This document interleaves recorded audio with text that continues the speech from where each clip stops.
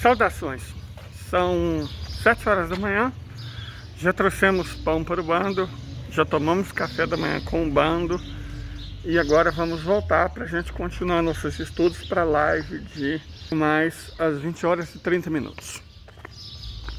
Porque o tema de hoje é bastante complexo, existe muito desconhecimento sobre a China, mas muito mesmo.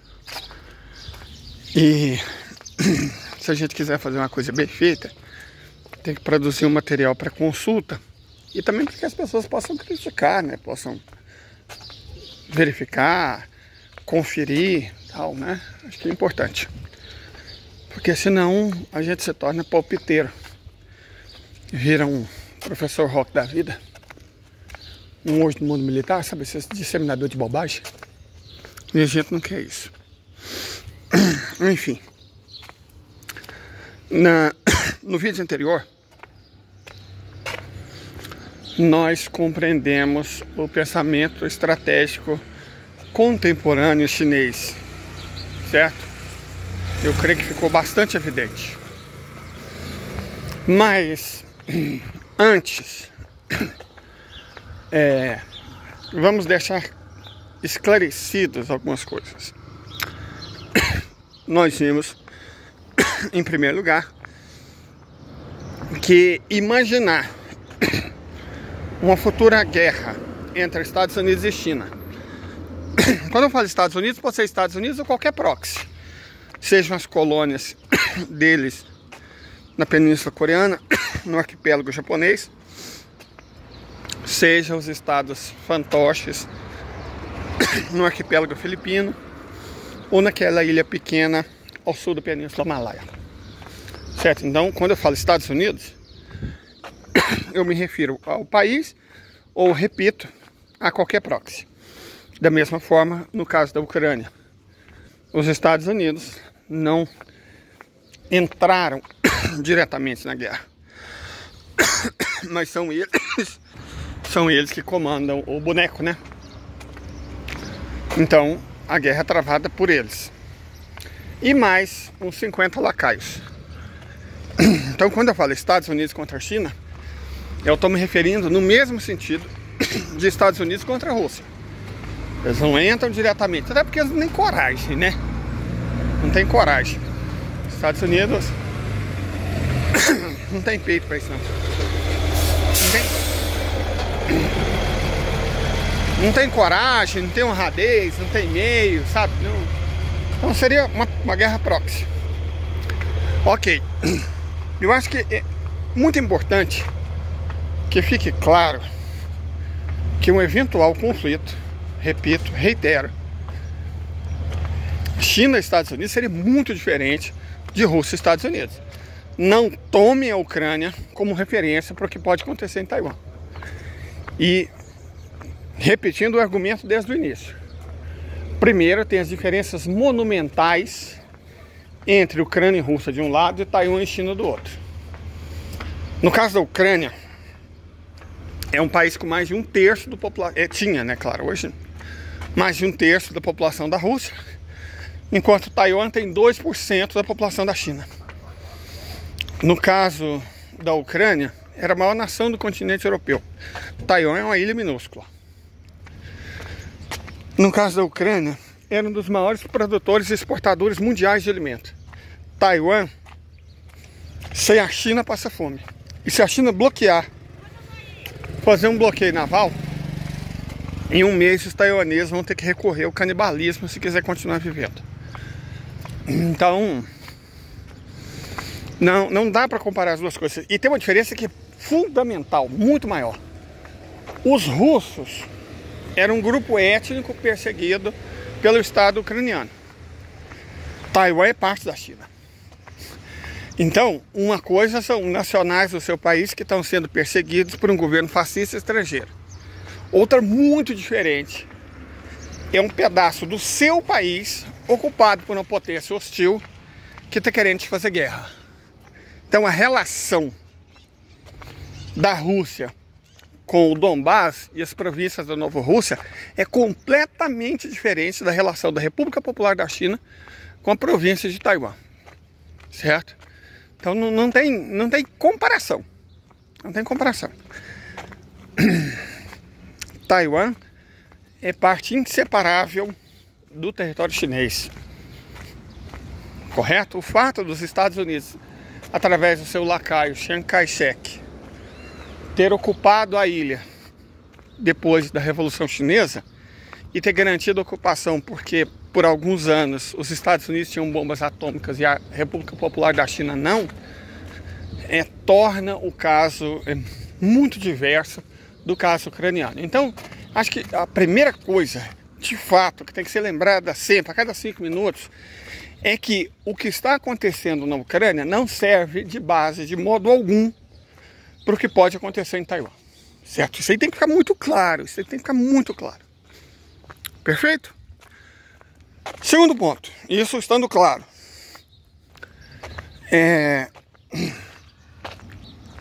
a gente precisa compreender algumas coisas institucionais da China. O Exército Vermelho, nome oficial do Exército Russo, está sob o controle do Estado Russo, certo? O Estado Russo, o Exército, as Forças Aeroespaciais e a Marinha da Rússia são partes integrantes da estrutura do Estado Russo, da administração do governo russo, correto? Então, quem quer que governe a Rússia, governa, comanda as Forças Armadas, comanda o Exército, a Marinha e as Forças Aeroespaciais, comanda o Ministério da Defesa. Caso muito diverso mesmo, e preste atenção nisso, é uma diferença enorme, é o chinês. A República Popular da China não tem exército, não tem forças armadas. O Exército de Libertação Popular não pertence à República Popular da China. O Exército de Libertação Popular é uma instância do Partido Comunista Chinês. Então, o exército não serve ao governo, o exército serve ao partido. Isso faz uma diferença enorme, porque não se trata de Estados Unidos ou seus lacaios, um proxy qualquer, enfrentarem a China, não. Se trata de enfrentar o Exército de Libertação Popular. E vocês podem se perguntar, nossa, mas que coisa estranha, sei lá, meio autoritário. Não. Para a gente entender as razões disso, a gente tem que voltar na dinastia Song, entre 960 e 1279. O Estado Song foi o estado mais rico da história humana. Nunca, em nenhum período, em nenhum lugar da história humana, houve um país tão rico quanto a China sob os Songs. China chegou a ter quase 30% da população humana. Seria como se hoje ela tivesse 2 bilhões e 300 milhões de habitantes. A China era inegavelmente a maior potência tecnológica, científica, cultural, econômica, que esse planeta já havia conhecido em qualquer tempo. No entanto, mas se a China sob o Song era assim tão poderosa, como ela caiu? No caso, ela caiu sob os mongóis, né? Foi substituído pela dinastia Yuan. E é exatamente isso que explica duas coisas muito importantes que nós vamos debater na live de hoje. Primeira, é porque o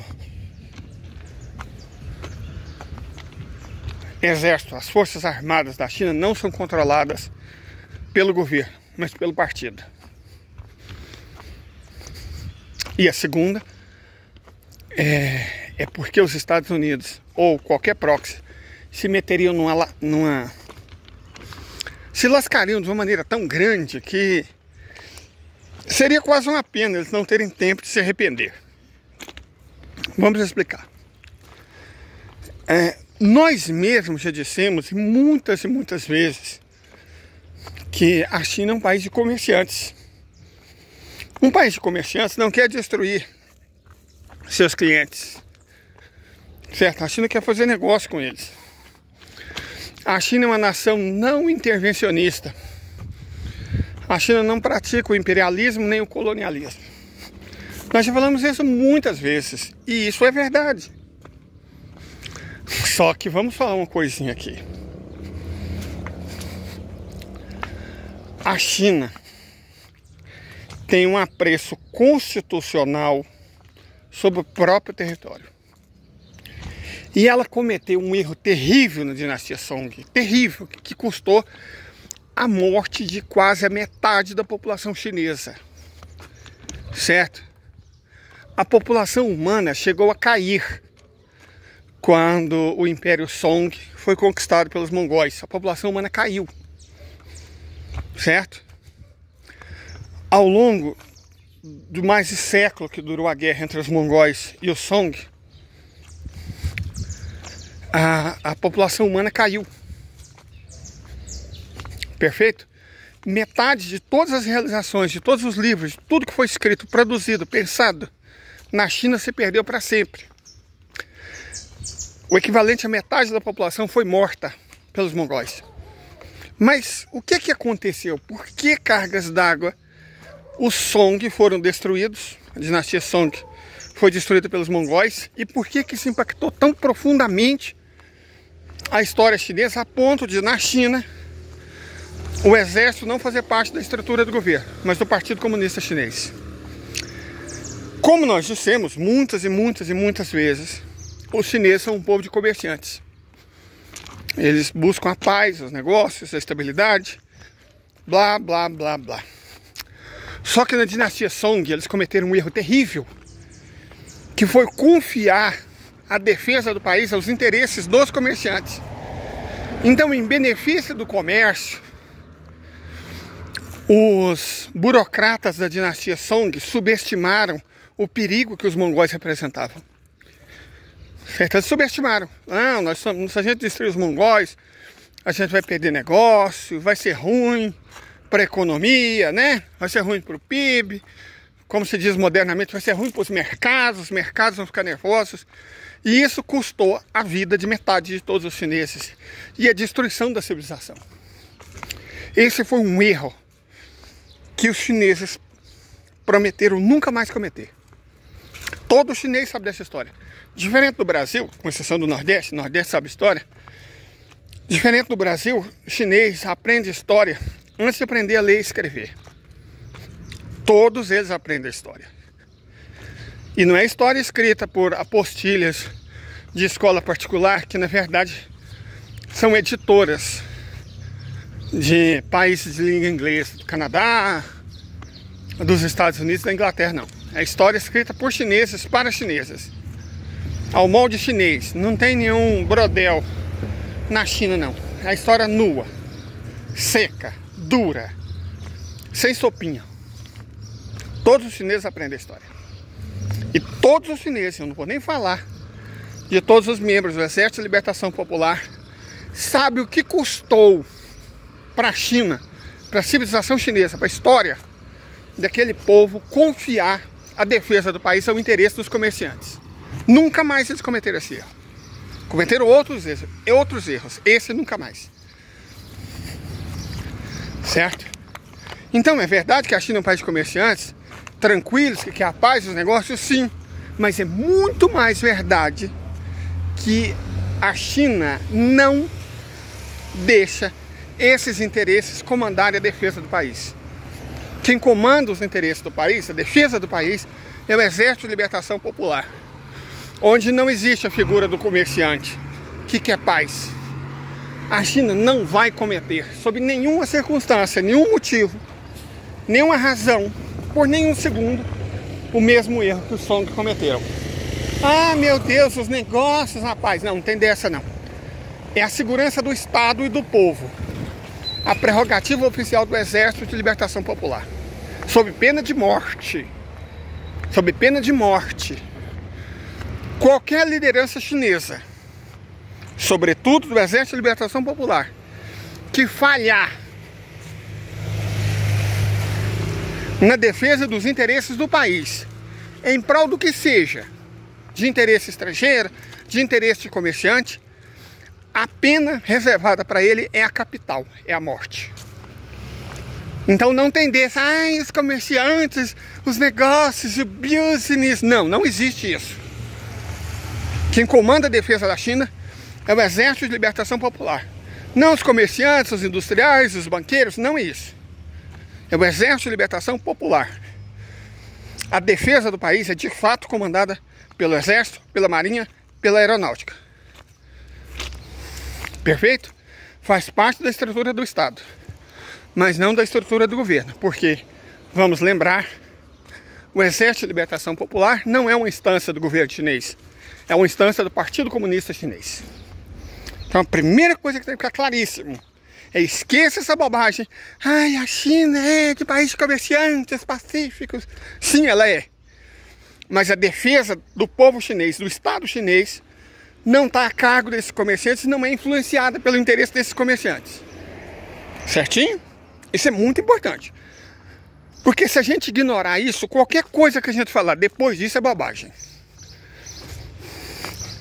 É perfumaria. Correto? Relembrando o motivo, o que aconteceu na dinastia Song. Quando eles deixaram os tais interesses dos comerciantes, do mercado, prevalecer sobre os interesses do Estado e do povo. China não é capitalista. Tranquilo? Isso é fácil, né? Entendemos esse ponto. Esse ponto compreendido, esse ponto entendido, aí nós podemos partir para outro. Por que uma agressão? E nós estamos falando de guerra direta, indireta, camuflada pelos Estados Unidos, por algum lacaio, por um proxy, contra a China, provavelmente usando Taiwan como desculpa, seria um erro de proporções monumentais e, principalmente, seria completamente diferente do que acontece hoje na Ucrânia. Ou seja, completamente diferente do conflito Rússia e Estados Unidos. Acho que o primeiro ponto nós já falamos, né? Nós já falamos que quem comanda de fato é o Exército de Libertação Popular. Não estou falando mal do Rússia Unida, pelo amor, né? Respeito horrores. Mas o Partido Comunista Chinês não é o Rússia Unido. Não é um partido de burocratas, Não. O Partido Comunista Chinês surgiu da luta. Primeiro, contra Chiang Kai-shek, os nacionalistas. Depois da luta contra os japoneses na Segunda Guerra Mundial. Contra todo o imperialismo. Não é um partido formado por um grupo, sei lá, de pensadores. Não. Super diverso, não. O Partido Comunista Chinês foi fundado por guerreiros, literalmente. Por gente escaldada na guerra. O Partido Comunista Chinês foi fundado em Xangai, né? Ou Pequim, Beijing, não sei, acho que Beijing é. Fundado em Beijing. Estava lá presente na reunião fundadora o camarada Mao Zedong e outros camaradas que fundaram o partido. Ok. Mas essencialmente o Partido Comunista Chinês se construiu na longa marcha, na luta implacável que os imperialistas japoneses e o Kuomintang levaram aos comunistas na década de 1920. O Partido Comunista Chinês, por muito tempo, foi a única força capaz de enfrentar os japoneses no norte, quando o Estado chinês comandado pelo Kuomintang falhava. Foi nessas condições terríveis e duras que o Partido Comunista Chinês se formou. Então não é um Rússia Unida. Vocês podem ter certeza absoluta que não é um Rússia Unida, não é um partido democrata, não é um partido republicano, não é um partido trabalhista, não é um partido conservador, não é um PT, não é mesmo um PL, certo? O Partido Comunista Chinês é outra história. Bom, então nós já sabemos disso. Nós já sabemos disso e da razão pela qual não é o governo que comanda o Exército de Libertação Popular, graças ao erro que a dinastia Song cometeu. Mas tem mais. É importante compreender que a Federação Russa luta pelos russos na Ucrânia, contra a OTAN. Taiwan é parte do território chinês. Taiwan é China. É muito diferente da relação entre Ucrânia e Rússia. Taiwan é China. Taiwan é um pedaço da China ocupada pelos Estados Unidos, assim como a Coreia do Sul é um pedaço da Coreia ocupado pelos Estados Unidos. Taiwan não é um país, não é uma nação independente. Taiwan é território chinês sob ocupação de lacaios dos Estados Unidos. É muito diferente. De modo que qualquer agressão que envolva Taiwan é uma agressão à própria China. E outra diferença fundamental, que a gente tem que deixar claro aqui. Na Ucrânia, houve toda uma perfumaria, né? Entra um exércitozinho, expulsar o exército invasor ucraniano do Donbass, depois a luta por Mariupol, depois a luta pelo Donbass, depois a operação militar especial degringolou de vez e virou guerra generalizada. Mas levou tempo. Seria muito diferente no caso de Taiwan. Muito diferente.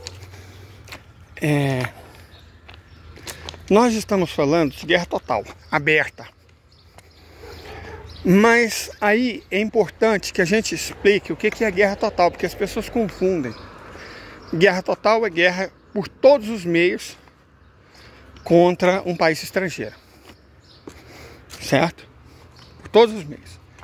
Bomba atômica, exército, força aeroespacial, marinha, invasão por terra, mar, tiro, tudo. Atacar cidades do país inimigo? Sim. Só que existe um equívoco conceitual que a gente tem que esclarecer. Que é o seguinte. O fato de uma guerra total significar uma guerra por todos e quaisquer meios não implica que esses meios serão utilizados simultaneamente. Até porque seria burrice. Imagina que você tem um restaurante. Vou fazer todos os ingredientes do restaurante estão à disposição do cardápio. Mas você vai chegar no maître e falar, misture todos os ingredientes e me entregue. Quero comer. Isso seria uma lavagem. Certo? Não é porque todos os ingredientes estão à disposição que vai existir um prato em que todos os ingredientes serão misturados e servidos de uma vez. Não é assim que funciona. Então, guerra total, sim. Guerra aberta, sim. Mas não é como um pensamento vulgar imagina. Imagina que é uma refeição completa. Eu ouso crer que a China não precisaria passar muito do café da manhã. Vamos supor, um proxy qualquer, dificilmente os Estados Unidos diretamente, que eles não têm coragem. Seria o quê? O Japão não é burro o suficiente. A Coreia do Sul é estúpida, mas não é esse ponto. Então provavelmente seria o quê? Filipinas? Provavelmente. Filipinas. Inicia lá um conflito contra Taiwan. Ou uma belonave americana tentasse romper o australiano, né? Os australianos são muito imbecis e muito subservientes para fazer isso. Então a belonave australiana tentaria romper um eventual bloqueio de Taiwan. Por que o bloqueio, gente? A guerra começaria com um bloqueio. Porque você não precisa dar um tiro em Taiwan. Basta impedir que nada entre e não deixar que nada saia. Como Taiwan é uma ilhazinha encostada no território da China continental, se você bloquear essas importações, como eu já disse, eles teriam que, em um mês, recorrer ao canibalismo. Porque diferente da Ucrânia, que produzia quantidades enormes de comida para exportação, Taiwan é uma ilha rochosa, minúscula, cuja faixa fértil, plana e litorânea é ocupada por cidades. Essa faixa fica no oeste do país, no litoral ocidental. Então, não tem como ela produzir comida, ela não consegue produzir comida para si mesma. Então, bloqueando, os taiwaneses seriam obrigados a se render. Simples assim. Render ou morrer de fome. A China não precisa mandar um drone. Só bloquear. Bloqueio naval. e aéreo. Pronto, acabou. Aí vamos supor que os Estados Unidos nunca, eles mesmos, né, eles faltam coragem, mandariam um proxy para tentar romper esse bloqueio. Muito provavelmente australiano ou filipino. Bom, vamos chamar isso de lanchinho antes do almoço. Um café da manhã seria o bloqueio. Aí os Estados Unidos, repito, por que eles não mandariam um porta-avião? Ia ter um porta-avião estacionado no Japão, porque não funciona. Os Estados Unidos tem 11 porta-aviões, apenas 6 são operacionais. Os outros 5 são de enfeite. Um deles, exatamente o que está estacionado no Japão. Ele não navega, ele não dá tiro. É muito difícil fundar o porta-avião. Mas a China não tem porta-aviões suficientes para mandar para Taiwan. E mais, porta-avião é um alvo muito lento. Compare um míssil hipersônico da Daefeng DF-41 chinês, que faz 23 mil km por hora. Um porta-avião faz o quê? 80 km por hora? Compara uma máquina que faz 80 km por hora com uma que faz 23 mil km por hora. Certo? O Daefeng é um míssil hipersônico e os russos já deixaram claro que o Kinjal são necessários de 25 a 30 Kinjals para afundar uma matilha de porta-avião, que é o porta-avião, os destroyers, cruzadores, é tudo que tem em volta do porta-avião. Se necessário de 25 a 30 Kinjal.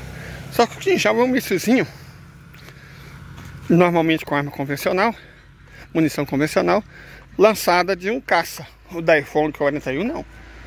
Ele é um míssil, no sentido estrito da palavra. Na prática, ele é um veículo lançador de satélite, enorme, gigantesco, carregado com armas nucleares, então basta um. A China tem mais de 100 Daefeng e os Estados Unidos têm 11 porta-aviões, dos quais apenas 6 operacionais. Então a China não gastaria nem 10% do seu arsenal de míssil para pulverizar os porta-aviões da Marinha dos Estados Unidos.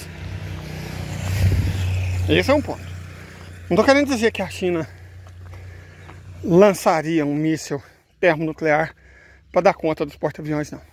Não lançaria porque os Estados Unidos não têm peito para mandar um porta-avião de verdade lutar contra a China.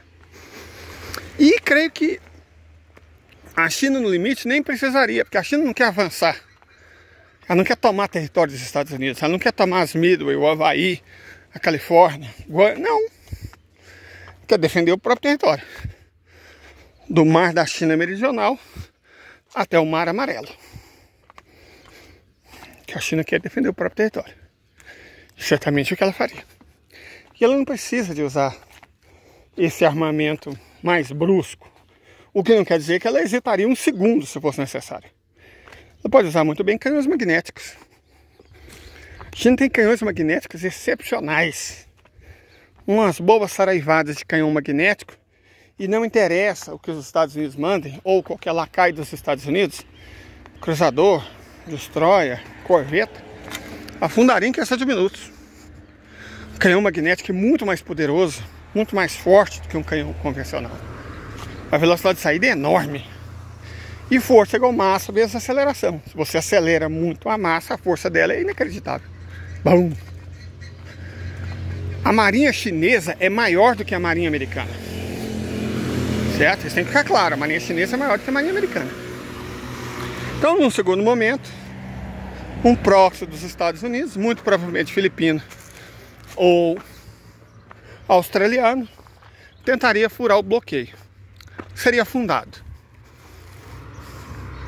Certo? Seria afundado implacavelmente. E recentemente os australianos foram fazer gracinha perto do mar da China meridional e foram interceptados por um J-20, o caça chinês de quinta geração. Os pilotos australianos gostaram tanto da experiência que tiveram que ser internados para tratamento psicológico. Certo? Essa é a diferença entre o F-16 e um J-20 chinês. Teriam que enfrentar as forças aeroespaciais chinesas. E não tem condição para fazer isso. Inclusive porque os Estados Unidos, para mandar novos caças, eles são 10 mil quilômetros de distância. Não tem jeito de você mandar pelos correios. Teria que ser no porta-avião, né? Mas qual porta-avião? E o porta-avião, repetindo, é um alvo gordo e lento, facilmente detectado por satélites. Então, sem essa. Um ataque de um proxy contra o bloqueio seria respondido imediatamente, de maneira avassaladora, significando o afundamento de qualquer um. Passa o seguinte, os Estados Unidos iam fazer o quê? Mandar, iriam chiar a imprensa, o perigo chinês, a ameaça chinesa, blá, blá, blá, CNN, a BBC, o Daily Telegraph, o New York Times, o Washington Post, blá, blá, blá, blá, CNN, blá, blá, blá, blá, blá, blá. Mas o que eles fariam? Nada. Ou eles iriam para o terceiro prato. Mandariam destroyers, cruzadores ou corveta deles mesmos para tentar furar o bloqueio. Se mandasse, caso mandem, a resposta da China vai ser imediata e avassaladora. Não faz diferença se é filipino ou americano. Qualquer bela nave que ameaçar a integridade do território chinês vai ser derrubada. Ponto. Afundada, se for o caso. Simples assim. Simples assim. E aí, se chegasse nesse nível, aí a China parte para a guerra econômica. Aí tem outra diferença monumental no relacionamento China e Estados Unidos em relação ao relacionamento Rússia e Estados Unidos. Os Estados Unidos não dependiam da Rússia. Eles compravam algumas coisas da Rússia, um petróleo, um gás, um fertilizante, compra até hoje. Agora, os Estados Unidos dependem enormemente da China. De duas formas. Primeiro que somente 1 em cada 4 produtos manufaturados vendidos nos Estados Unidos é feito nos próprios Estados Unidos. Os outros 3 são importados de países terceiros. E metade disso é da China. Então, essencialmente, os Estados Unidos dependem de produtos importados da China. E, evidentemente, essa importação cessaria.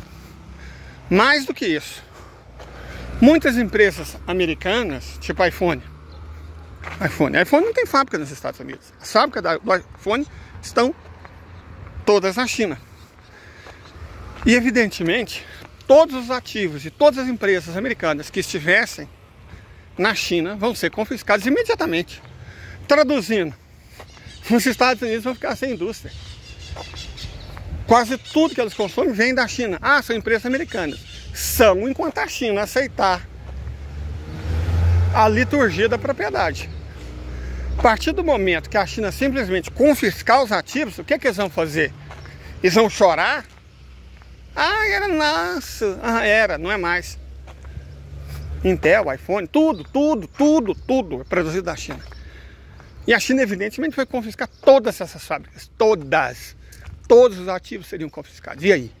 O que os Estados Unidos vão fazer? Como eu disse, vão chorar? Eles vão chorar isso? Eles vão confiscar ativos chineses. Sim.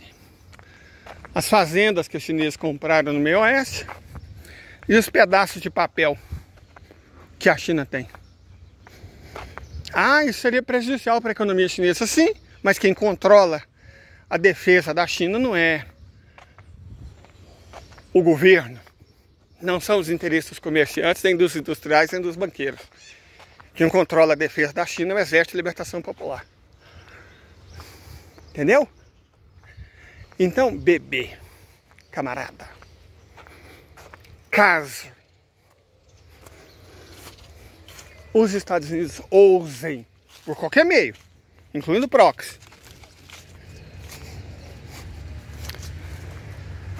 qualquer gracinha em Taiwan, opa, um pé de jaca, uau, caso os Estados Unidos ousem, a resposta que eles vão tomar vai ser muito diferente da resposta que os russos dão, mas muito diferente mesmo, por toda essa série de fatores que nós falamos. Perfeito? Por toda essa série de fatores que nós falamos. Se a China for atacada, ameaçada. E lembrando, Taiwan é China. A resposta vai ser duríssima, avassaladora. E vai ser uma coisa que os Estados Unidos, que são ótimos em atacar países fracos, povos fracos, nunca sonharam em ter que enfrentar. Certo? Jamais sonharam. Não vai ser um sonho, inclusive, vai ser um pesadelo, do qual eles não vão ter tempo de acordar. Perfeito? Então, um bom dia para todo mundo. Hoje à noite, 20h30, tá todo mundo convidado. Eu vou postar esse vídeo primeiro, só depois eu vou postar o primeiro vídeo que eu fiz, assim que eu levantei, que é o vídeo sobre o pensamento estratégico chinês. Certo? Até mais tarde e um excelente dia. Fui.